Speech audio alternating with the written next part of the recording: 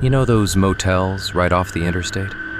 Flickering neon signs, carpet from 1990. The kind of place truckers stop at because it's cheap and they need 4 hours of sleep before the next run.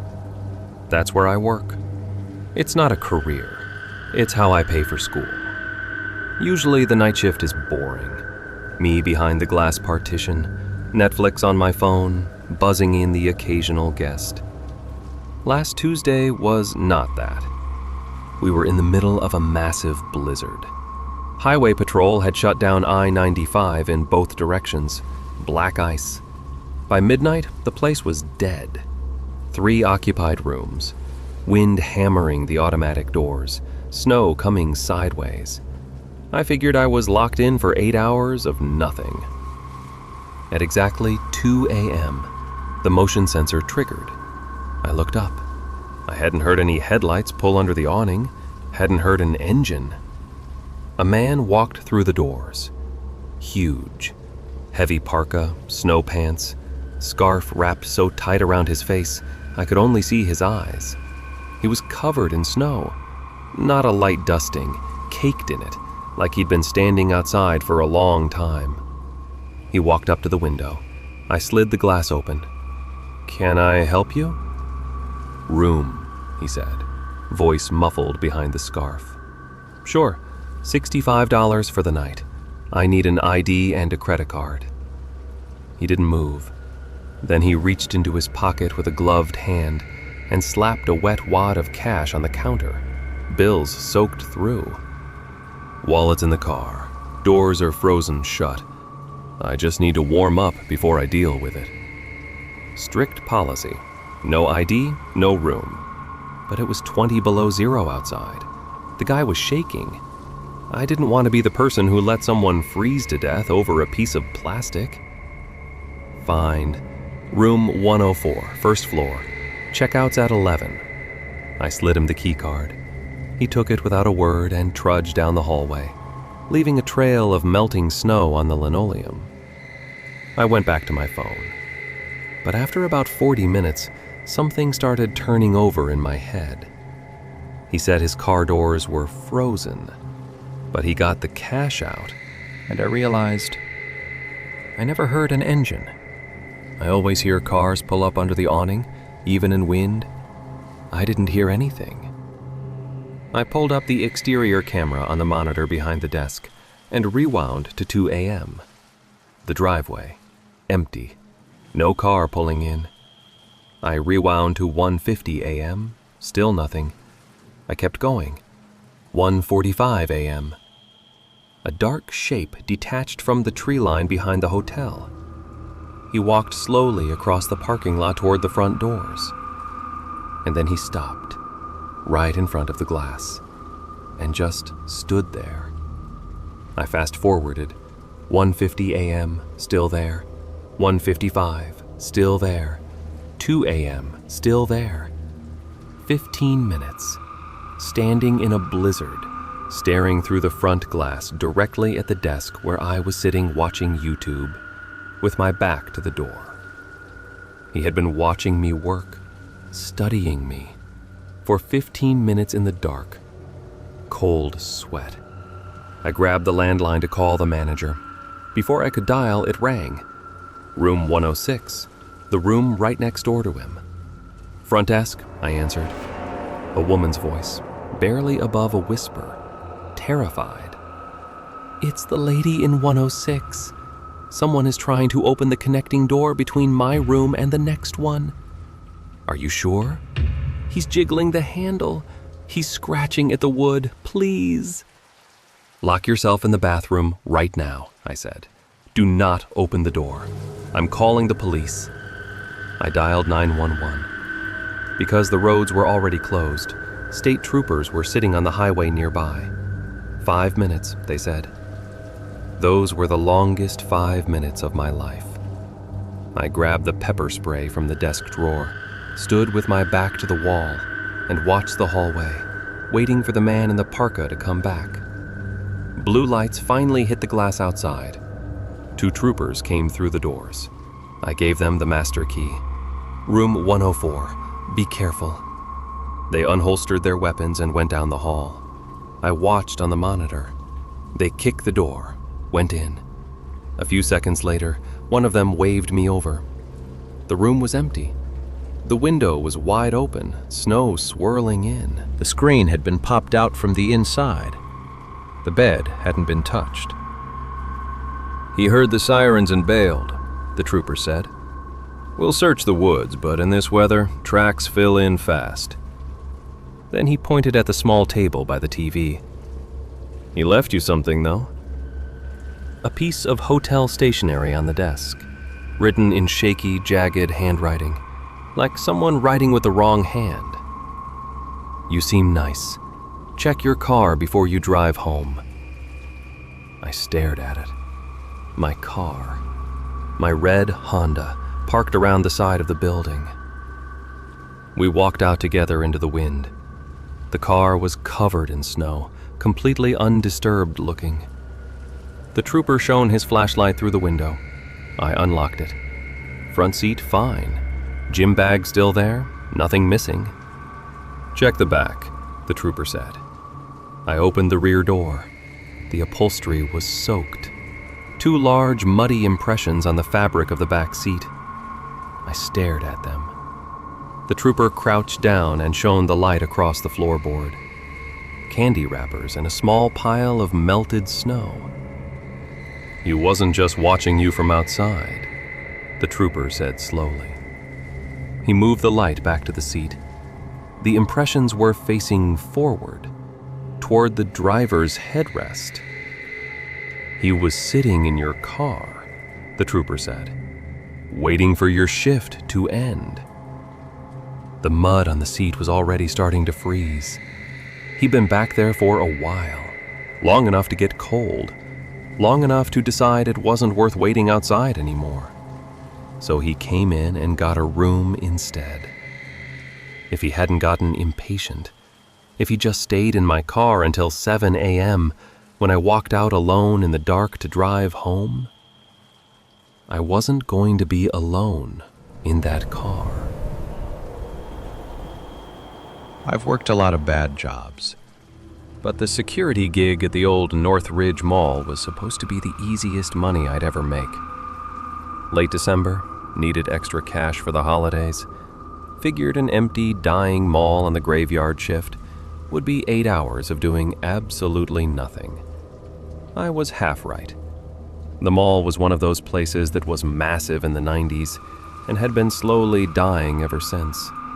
Half the storefront sealed off with drywall. Skylights so grimy they turned midday sun into a gray smear. My shift was 10 p.m. to 6 a.m. The hiring manager, a guy named Dave who looked like he hadn't slept since October, gave me the tour on my first night. Fire exits, breaker rooms, security office with the camera monitors. "It gets cold in here at night," Dave said, zipping up his jacket. "Management cuts the heating to save money. Bring a thermos." "Anything else?" I asked.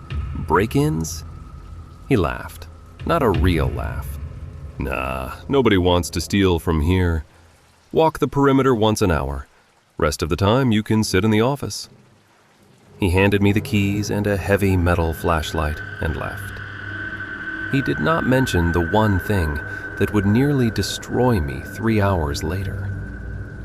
The first couple of hours were fine. Bitter cold outside, snow hammering the glass entrance doors. Inside, that specific silence you only get in a massive empty building. Thick and pressurized, like the air itself is holding still. At 1 a.m., doing my second round on the ground floor, I was passing the kids' zone, little amusement area in front of the food court, coin-operated rides, a carousel, a rocket ship, and a cartoon train. "Ha! All aboard for fun!" I spun around with my flashlight raised like a weapon, heart slamming. The sound had exploded through the empty corridors and bounced off every shuttered metal gate in the building. The little cartoon train rocked back and forth, its painted eyes catching my beam. It ran through its demo cycle for about 10 seconds, then stopped. I stood there, breathing, telling myself it was a timer, a glitch.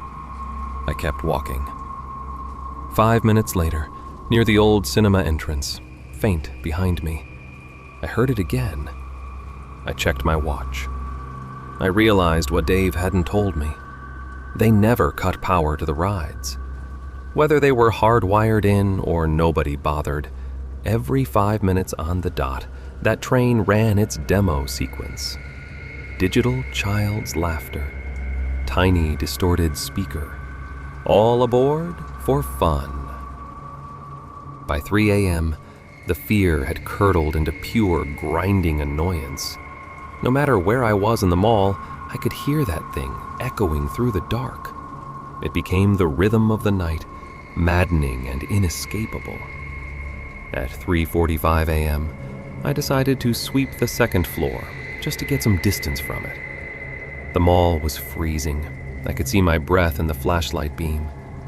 Mannequins in darkened store windows looked like people stopped mid-step. I walked the upper balcony, looking down at the black atrium below. Skylights completely buried in snow. Nothing but red exit signs and my flashlight. 3:55 a.m. I was leaning on the railing looking down at the food court. Ha! All aboard for fun! Shut up, I muttered at the empty air. I waited for 4 a.m., watched my watch tick over, pushed off the railing and turned toward the escalators. Then I heard it, from the ground floor, near the department store entrance, maybe 50 feet from the rides. Laughter, but not the machine. The machine's laugh was digital, repetitive, thin. This sound was different, wet, throaty. It sounded like a grown man trying to giggle like a child and almost getting there. A sharp, high-pitched sound that trailed off into a wheeze. I froze. My boots squeaked on the tile and I winced. Hello? My voice cracked. Mall security. The mall is closed. Silence. I told myself it was the acoustics, the wind warping through the structure, the machine breaking down. But I needed to check. It was my job. I walked down the dead escalator, clicked my flashlight beam across the food court tables. Empty. Swept it over the kids' zone. The train sat there motionless, painted smile tilted up at me. 4:04 a.m. 1 minute until the next cycle. I moved toward the department store entrance. A large display of winter coats set up in the middle of the aisle. Heavy parkas and wool coats on a circular rack, dense enough to hide inside. Is anyone there? I gripped the flashlight with both hands. Solid metal, heavy enough to matter. Ha! All aboard for fun! 4:05 a.m. The machine fired behind me, and overlapping it, coming from inside the coat rack, the other sound. I didn't move. I couldn't. My blood had gone completely cold. Someone was in there, hidden between the parkas, right in front of me. I should have run. Every smart part of my brain was telling me to run. But my legs felt like wet concrete. Come out, I said, shaking. I see you. I didn't see anything. The rack rustled. A hand slowly pushed two heavy wool coats apart. A man, mid-40s, face smeared with grease or dirt, layered in mismatched clothes that smelled like wet dog and stale alcohol. Eyes wide open, unblinking, picking up the flashlight beam like an animal's. He was smiling, mouth open too wide, too many teeth showing. The train is funny, he rasped. His voice sounded like he hadn't spoken in days. It tells jokes. "Sir, you need to leave. You can't be in here." He didn't move his body, just tilted his head slowly to one side, like a dog hearing a strange sound. And in his right hand, half hidden by the sleeve of a coat hanging behind him, I saw the glint of metal. Fabric shears. The big, heavy kind used for cutting thick cloth. "It's cold outside," he said. "I know, but you can't stay here. I have to call the police." His smile dropped instantly. His face went completely flat. "No police." He stepped out of the rack. He was tall, much taller than I'd expected. "Ha! All aboard for fun!" 4:10 a.m., the machine behind me. He lunged. Not a run. He threw himself forward with a burst of speed that didn't match the way he'd been standing. I swung the flashlight on pure instinct. The metal connected with his shoulder. He barely registered it. He swung the shears. I felt the blades catch the padding of my jacket, heard the fabric tear, and felt nothing, which meant they'd missed skin. I ran. No thought, no dignity, just boots slamming tile and the sound of his wet breathing and slapping footsteps behind me in the dark. I hit the security office door, got through it, slammed it, threw the deadbolt, backed against the far wall, grabbed the desk phone. Through the reinforced glass window of the office, I saw him walk out of the shadows. He stopped about 10 feet away, stood there, raised the shears and clicked them together, open and shut. Then he did the laugh again, that wet, high-pitched wheeze. I dialed 911 without looking away from him. "There's a man in the Northridge Mall. He has a weapon." The second he saw me on the phone, he turned and walked away, casually. Disappeared into the dark of the department store, like he had somewhere else to be. Police arrived 10 minutes later with canine units. They found his nest in the jewelry department. Sleeping bag, empty food wrappers from the food court trash, a pile of items stolen from the lost and found box at the security desk. Before my shift started. They swept a whole building. They never found him. The back delivery door near the cinema had been pried open from the outside, probably days before I was hired. He'd been living in that mall, moving through it at night, learning its rhythms. He'd been in there with me from the start. The trooper told me he was probably a drifter who broke in to escape the blizzard. Maybe. But that didn't explain the scissors. And it didn't explain the smile. I quit the next morning. Didn't even go back for my check. I work a toll booth now. The pay is worse, but I can see everything coming at me from a mile away. I need to tell you about the night someone called 911, just to let me know he was standing outside my building. I've been a 911 dispatcher for 6 years. Rural county in Minnesota. When I say rural, I mean 3 patrol cars covering an area so massive that half the time the nearest deputy is 40 minutes away, handling a deer hit on some county road. Our dispatch center isn't the high-tech operation you see on TV. It's a small brick annex bolted onto the back of an old town hall. No windows in the main room. They block out glare on the screens. Just me, the monitors, the hum of the heater, and whatever comes through the radio. The graveyard shift, 11 p.m. to 7 a.m., is usually dead quiet. But mid-February, in the middle of a bad cold snap, dead quiet turns into something else. The snow had been falling since noon. By 2 a.m., the roads were buried. I hadn't taken a single call in over 3 hours. At 2:14 a.m., a line blinked red on my screen. I put on my headset and answered. 911, what's your emergency? Silence. Not dead silence. I could hear wind hammering against a microphone, distorted and loud. And underneath it, breathing, heavy and wet, like someone who just sprinted through frozen air. 911, I repeated, keeping my voice flat. Can you hear me? Do you need police, fire, or medical? Wind, breathing, nothing else. I started the trace. Rural cell pings are usually garbage. The signal bounces off a tower miles away and gives you a radius of 5 miles, sometimes more. But this time, the system locked on immediately. Phase 2 location data came up clean. I looked at the map. The blue dot wasn't on the highway, wasn't at a farmhouse. It was sitting directly on top of the icon for the dispatch center. My building. I tapped refresh. The dot didn't move. The caller was in my parking lot. The dispatch room has no windows.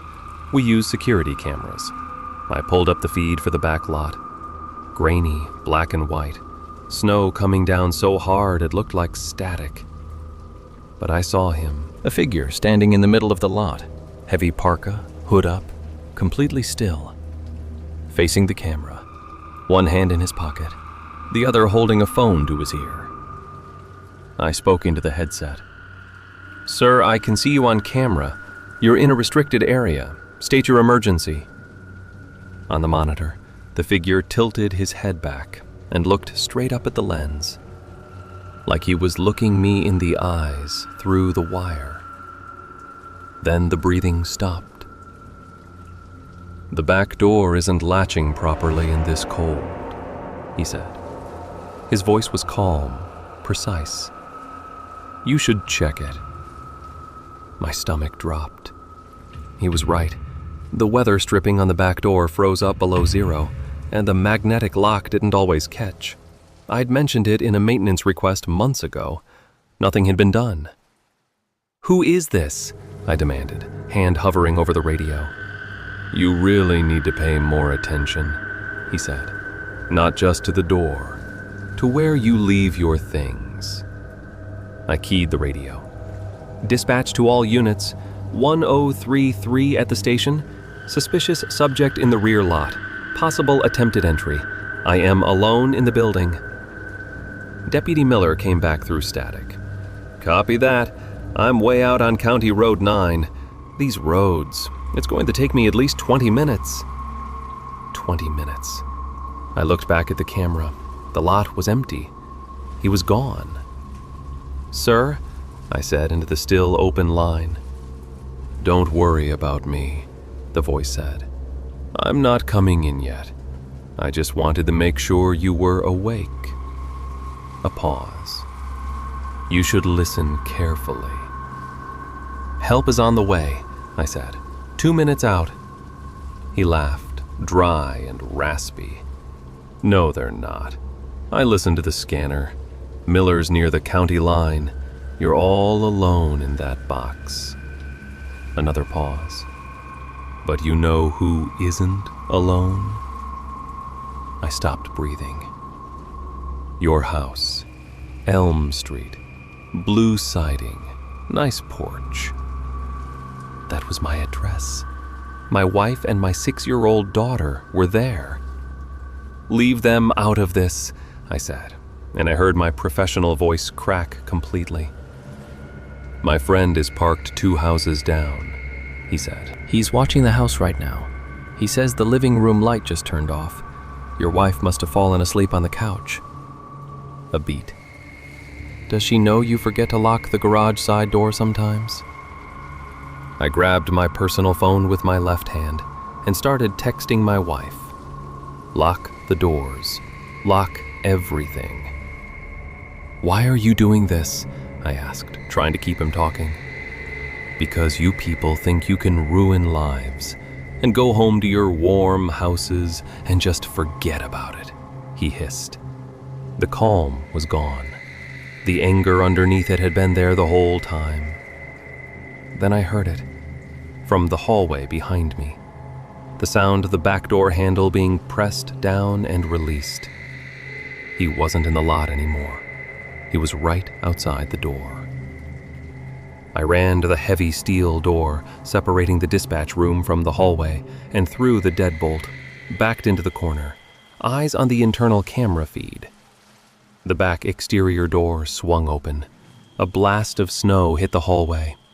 He stepped inside, shook the snow off his shoulders, and looked up at the hallway camera. He waved. "I told you the latch was broken."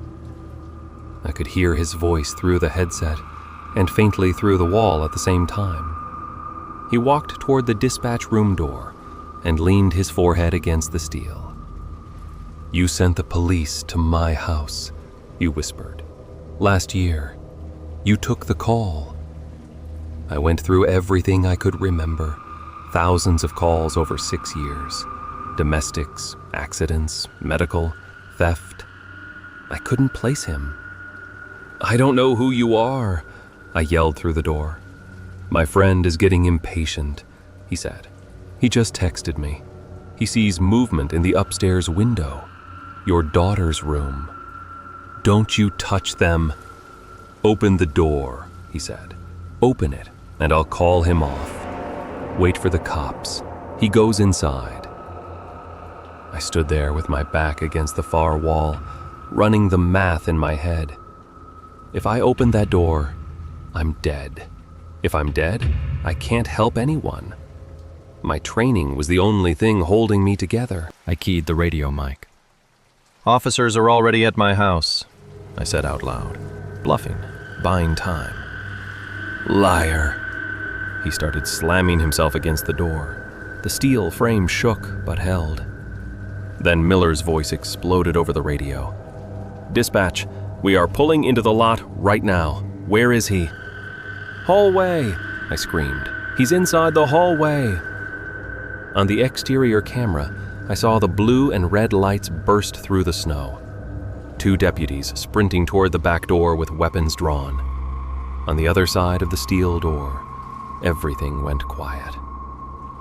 "Game over," he whispered into the phone, then shouting in the hallway, "Police, get on the ground! Show me your hands!" A body hitting the floor, the click of handcuffs. "Subject in custody," Miller panted over the radio. "We got him." I slid down the wall to the floor. I called my wife. She answered on the first ring, crying. She'd seen my text. She was locked in the bathroom with our daughter. She said she'd heard a car speed off right after I texted her. Police sent a unit to my house. They never found the second car. But they found footprints in the snow near my garage door. Someone had been standing there. By morning, we knew who he was. His name was David K. 8 months earlier, I had taken a 911 call from a woman whispering that her son was in a rage, destroying the house, threatening her with a knife. I dispatched officers. The situation escalated. The son attacked the deputies and was sentenced to 10 years for aggravated assault and attempted murder. David was his older brother. He'd spent months learning my shift schedule, finding my home address, waiting for a night when a snowstorm would keep backup 40 minutes away. The detectives found texts on his phone between him and the man who'd been watching my house. One message, sent 2 minutes before Miller's cruiser hit my lot, read, "He's not coming out. Go ahead and break the window." 60 seconds. That's the margin. I still work dispatch, but now when it snows, I check the back door twice. And I keep a loaded handgun in my desk drawer.